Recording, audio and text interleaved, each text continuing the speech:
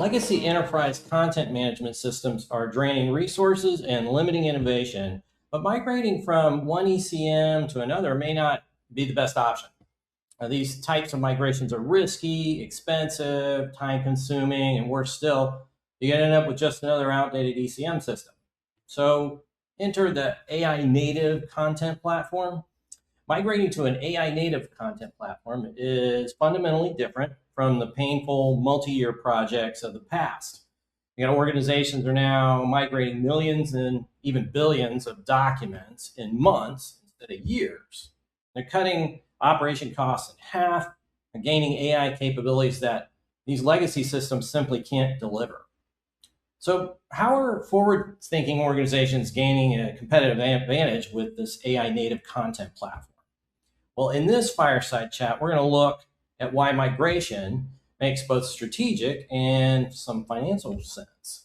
So I'm Mark Beccue, I'm Principal Analyst for AI at Omdia. I'm excited to be joined by Chris McLaughlin, who's Chief Revenue Officer at Vertesia.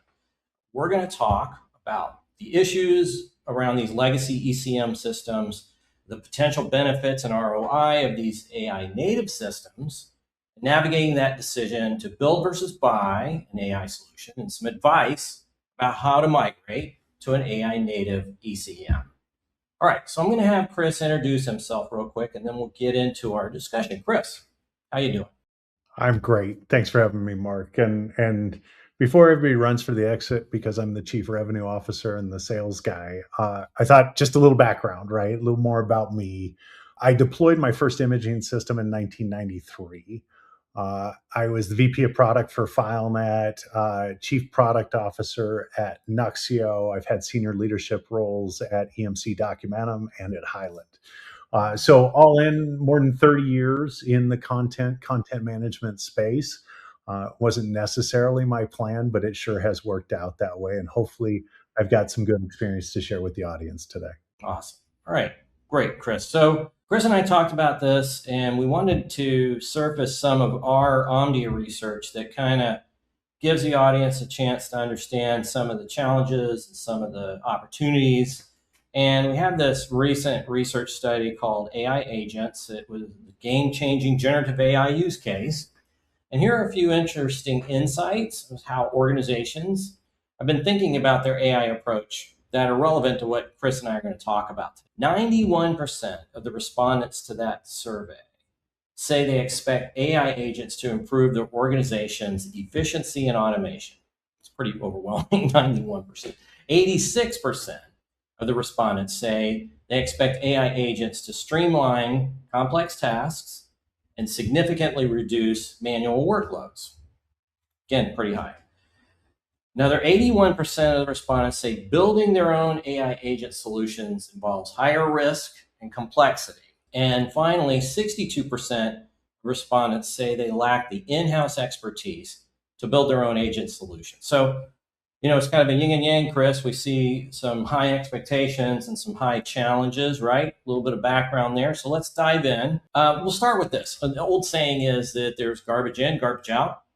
But this rings even more true when it comes to generative and agentic AI. Is it fair to think of content as the fuel to the AI engine from your point of view? Yeah, absolutely fair. We like to say that LLMs, generative AI, eats content. And the really important thing there is content really provides the context for an LLM. And without that context, without that content, and sometimes structured data, right, it's really hard to get to accurate, relevant responses from AI. You talked about garbage in and garbage out. It's a little misleading. It's really about that context and ensuring that the LLM has the right information to give you the right answers back. And one of the big challenges with AI is when they don't tell you, right? So that's when you get things like hallucinations, because if an LLM does not have the context and information they need to respond to a query, right, it's going to give you an answer based on its best predictive outcome. It won't tell you, though, that answer is not fully informed. And that's where we really need to do some of the right things up front to ensure we're not getting those hallucinations. Tell us a little more about Vertesia. What makes Vertesia, like uniquely suited to help customers in this area of content at Fuel for AI? Sure. So first and foremost, Vertesia is a agentic AI platform. And we really like to kind of think about it in the context of content as an AI native content platform. So we really set out first and foremost to kind of solve the agentic AI problem. And then along the way, realized that we were solving many of the longstanding issues that we saw with content management. So it really gave us an opportunity to kind of rethink how we do things from a content perspective. From background standpoint, most of the team at Vertesia came from Nuxio. So we really get content. And I talked earlier about some of the challenges with content and AI, Gen AI, and it really boils down to content preparation. So there are a lot of things, and if you think about content, let's talk about documents to begin with.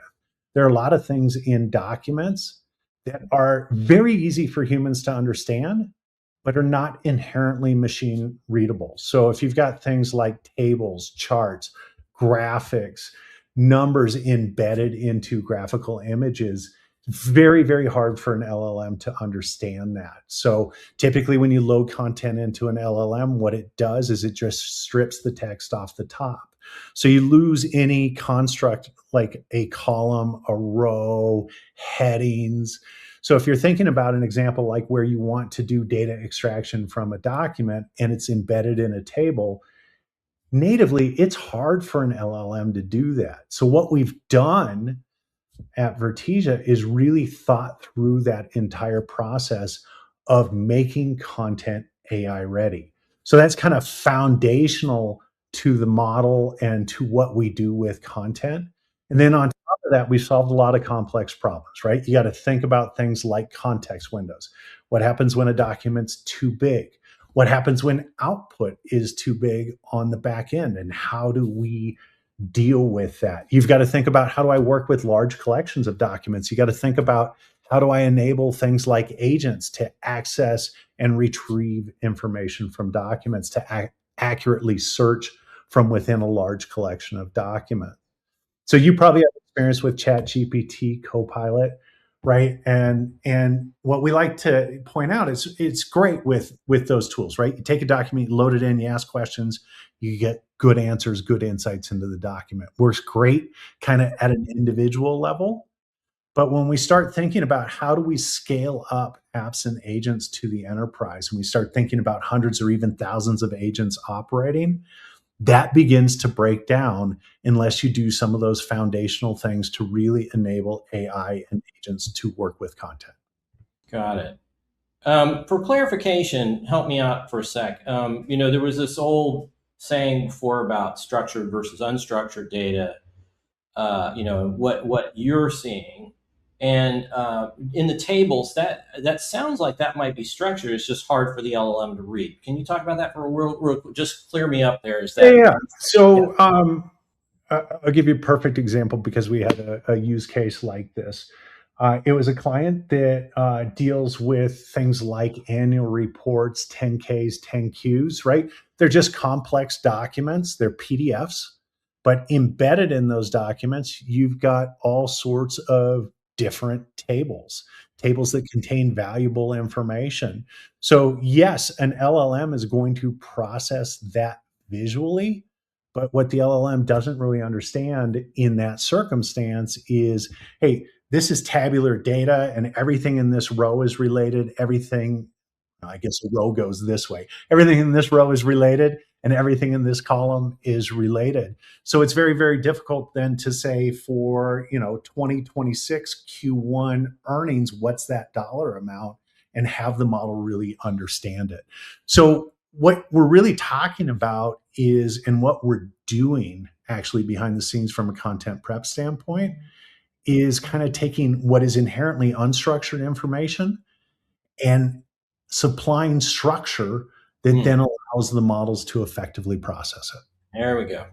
Turn it into structure. All right, perfect. So this is a two-part question.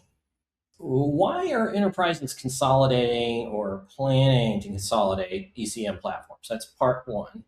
Part two would be, do you have any insight into how many are moving down this path? Yeah. So yeah, we can do both of those. So kind of first and foremost on consolidation and even replacement. Number one driver, lots of companies have more than one ECM system in production. In fact, we did a survey, so we'll get numbers in here too at the end of 2025. And I believe it was, what was it? I made a note of that. 88% had more than one ECM system in production, right? So inefficient, no single source of truth there. Driver number two, legacy ECM systems are old. Like they're really, really old. Their architectures are old, right? We're talking about systems that in many cases were built 30 years ago. Even the youngest ones are like 15 years old, right? So they are inefficient. The way that they use infrastructure, the operating costs associated with these systems is extremely high. So old and expensive is driver number two. And then driver number three is just AI, right? It's created an inflection point. Organizations are really trying to think about how they can better leverage their content and information for artificial intelligence. And the simple truth is that it's very, very difficult for a legacy ECM system to add meaningful AI capabilities. Most of them kind of think about it as add-on features, add-on functionality versus kind of fundamentally engineering for an AI future. So they're too brittle. Yeah. Oh, yeah. Yeah. Yeah. So how many do you think are moving down this path? I mean, you said 88%. Oh, from a consolidation standpoint, the number's even bigger. I believe, and yes, it's 97% are either actively in process of consolidating or making plans to do so. So surprisingly, here we are, 20, 30 years down the road with enterprise content management, and many organizations are still kind of trying to solve this problem. And we really think that a true AI native content platform just presents a much better solution for this problem. Got it. All right. Well, Chris gave me three ECM specific issues. So we're going to go through each of those. And Chris, let's take one at a time. What are enterprises spending on most legacy ECM systems? What are they spending? That's one of those depends answers, right? A very large system with a billion or more documents, it's millions of dollars a year, right? And that's everything from licensing costs or subscription to infrastructure and operating costs. And heaven help you if you run it in a vendor's cloud, it's probably that much more.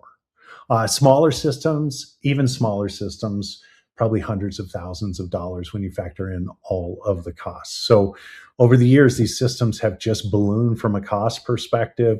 Hard to find people who have relevant skills to operate them. And really, some of the issues with the old architectures are beginning to show from an infrastructure cost standpoint. Got it. All right. So second part would be, what are the hidden costs of keeping a legacy ECM? Yeah, there's two I really like to focus on here. The first one I touched on, it's infrastructure. When we talk to customers who kind of manage their own infrastructure, we're talking hundreds of thousands of dollars a year in database costs, in storage costs, in index costs, compute, and all sorts of temporary environments that they're using to kind of keep these old systems running in their environment. So it's just, the challenge with old architectures is they're always on, right? And they're always using the maximum amount of resource. And it just translates to a lot of cost that isn't maybe necessarily represented in just that upfront subscription cost. Now, if you're running in the vendor's cloud, they've taken that infrastructure cost, they've taken those operating costs, and they've outsourced them for you, which is great, but they also had to put a margin on top of that. So you're not only paying for that same infrastructure and operations, but you're also paying a margin on top of it. So we really see a lot of cost saving potential for those customers. Got it. All right. Then the last of these specific ECM issues. Why do these ECM migrations fall short? Oh, migration's a fun one. And really a challenge that has been in place for a long time in this space. So when we say, hey, we're 20, 30 years in and organizations are just now consolidating or replacing some of these systems, you got a couple of challenges. First and foremost, optionality, right? It just hasn't been a good modern choice to move to. Why would you trade one 30-year-old system for another 30-year-old system? And then the migration itself is just a killer, right? If you're talking about a large system, you're probably talking about a migration that's going to take more than a year, right? These organizations have had 20 years to hardwire this ECM system into their operating environment, into other systems, right? So it creates a lot of cost and complexity. So you're probably talking 12, 18 months for a large system migration. You're probably going to spend a couple of $1 million to do it. And so when you start thinking about, hey, I might move from this system to this system, save myself a couple $100,000 a year because the vendor's really aggressive on pricing. Well, your payback period is many years out. Your ROI is diminished, and it's so much risk, cost, and complexity that most organizations just say, "Hey, we're not going to do it." And that's really the trap that I think a lot of companies have found themselves in when it comes to legacy ECM. The costs keep going up, but the cost of migration and the risk of migration is so extreme they just can't get off. It made me think of when you were saying that example of it's like these are 30-year-old systems going to 30-year-old systems. I'm thinking like, so you're trading a fax machine for another fax machine. It's kind of Yeah, that would be about the right time frame. Exactly. Yeah. Okay. Well, we don't want to do that. So, all right. So we were talking about why this is different. AI bringing the real different differentiator and a different kind of approach. So let's talk about those for a bit. What are the key differences between those legacy ECM, fax machines and the AI native content platforms? So we touched on the first one already, and I'll keep it short, but just entirely modern architectures. AI native solution, by definition, is going to be a 3-year-old or less architecture. And along with that, they're stateless, they're serverless, they're not always on. So the cost and efficiency at which they scale and operate is just much, much less. Two, because they're AI native by definition, right? They don't treat AI as an afterthought or an add-on, right? AI is engineered into the architecture. Any piece of content that sits inside of these content platforms is already AI ready. And they've done all the work, and we've done all the work to really make it easy to build apps and agents on top of these environments. And then the final thing, and one of the things you'll find very commonly with legacy ECM vendors, is they've kind of picked one horse to back when it comes to AI. So they run in AWS, they run in IBM Watson X, right? They run in Google. And modern AI native platforms give you complete flexibility. Pick your inference provider, pick your model, right? And we have found very much that there are right models for right activities. And also that you got to think about cost implications. Things like Claude are very, very capable, but they can be slow and expensive too for routine tasks. And then deploy in any cloud or your own private cloud if you want to. So that flexibility to kind of fit into our customers' operating environments is another big difference with the platforms. When we're talking to enterprise, when we're polling all these enterprises about AI things, a real big theme now is about outcomes, right? So why are people interested in AI? It's not for the plumbing, it's for the outcome. So I just say that and then ask this question: why are AI native content platforms so compelling from your point of view? Look, first and foremost, they just change the economics of ECM, right? much lower cost, much more power, much more flexibility, much better ability to deliver outcomes and AI outcomes for organizations. So I'll build on your point there. The second thing is, and this is where it gets really interesting, AI, not just Vertesia, solves the content migration issue, right? You have an entirely modern platform that you can move to. It's future proof, but you can get there very quickly, very inexpensively, and you can get to that ROI and payback. And what we really like to tell customers is you can leverage that ROI and payback to then be funding more strategic AI initiatives in your organization, not running ECM infrastructure. Wow, I didn't. It's interesting to hear that the AI native is cheaper. That's got to be almost like a no-brainer then. Just to kind of move just for that reason. Wow, interesting. All right, so earlier we were talking about some data points I threw out there that were challenges around building your own AI solutions. Lots of people try and do this. It didn't matter if it's ECM or something else. They're always trying and tinkering. From your point of view, what are the cons to building your own AI solution for ECM particularly? So, yeah, the flip side of AI is that we're starting to enter an era where people begin to think they can build anything and build it quickly and cheaply and really begin to think about even, traditional package solutions and whether they want to rebuild it and operate it themselves. So my CEO likes to say, look, sure, anybody can build a content management platform, right? We did it.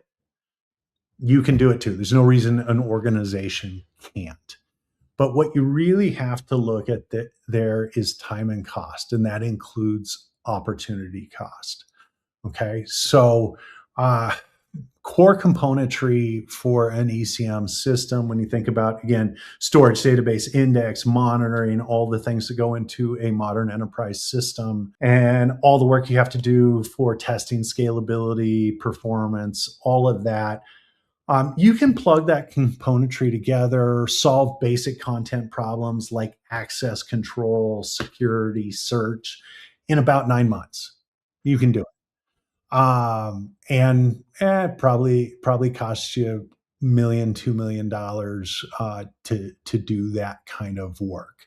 So, time and cost, not necessarily extreme. But then when you think about, okay, now I want this to be the foundation, and this is what we're really saying with an AI native content platform for my agentic future and how I work with AI and content, right? We've spent the last 2 years innovating on top of that, right? So now what we're really saying is, hey, you're 3 years and multi-million dollars away from the capability of a platform that you can buy off the shelf with Vertesia.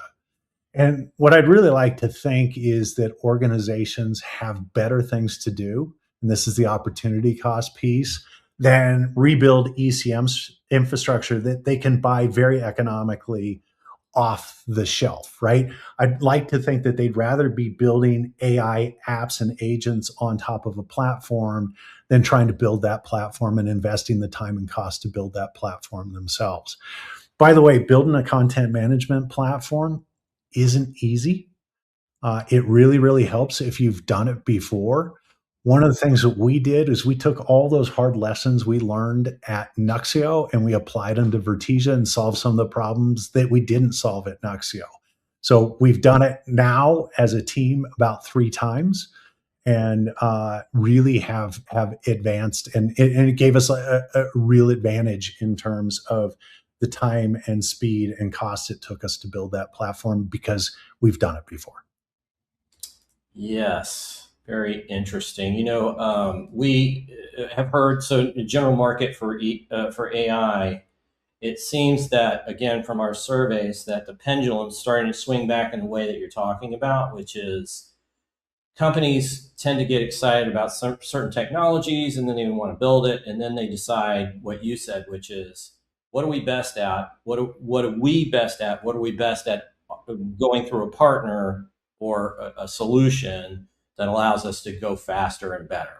And I absolutely believe we're at that point. It's starting to swing again. So it's interesting. You're seeing it in ECM as well. So interesting. We see a lot of people explore the build your own, right? But you got to ask yourself the question of what is the real value I'm delivering by doing that, right? It's a massive upfront investment. Now you're managing a product, right? And not only break fix stuff, but as the business wants new features, new capabilities, right? You've got all the problems of a software company all around an application that you could buy out of the box.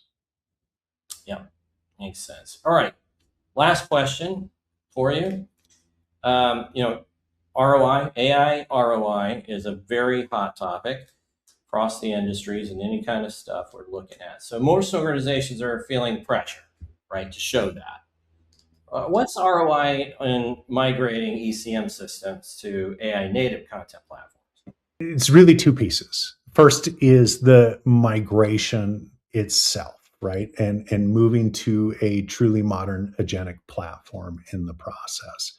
So when you think about an ECM migration, we are typically in very large systems, right? We're going to get you off in 4 to 6 months, sometimes less. Smaller systems, it could be weeks, right? So the upfront cost of migration is not significant.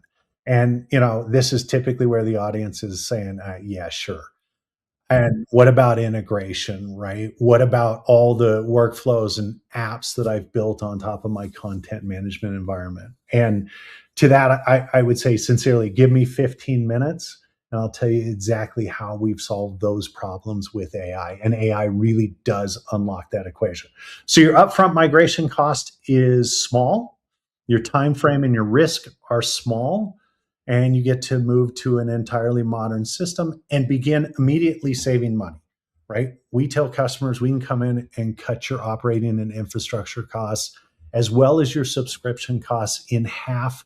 And if you're in the cloud, it'll be even more. So your payback is less than a year, probably less than 6 months, and you're getting return from that migration. But what's more important, and I think really to your point about making progress with AI, you now have an entirely AI native, modern, agentic platform. All your content is AI ready and available to be utilized in different apps and agents. And we've given you all the tooling you need to begin building those apps and agents, deploying them, and operating them in production. And we're talking about weeks to get new apps, new agents into production. So not only do you get the cost savings and benefit of AI on the migration and ECM replacement side, but you're also getting the much more valuable impact of deploying new apps, new agents, and really leveraging AI strategically in your organization. Very good. So, Chris, last thing for you. Any final thoughts? Any something that you would like to add before we sign off today? My only final thought is everybody's sitting there saying, "Hey, this is too good to be true." I will tell you from practical experience and what I've seen with AI and its ability to build content-centric apps and to replicate workflows and to address integration challenges. Maybe it is too good to be true, but it works.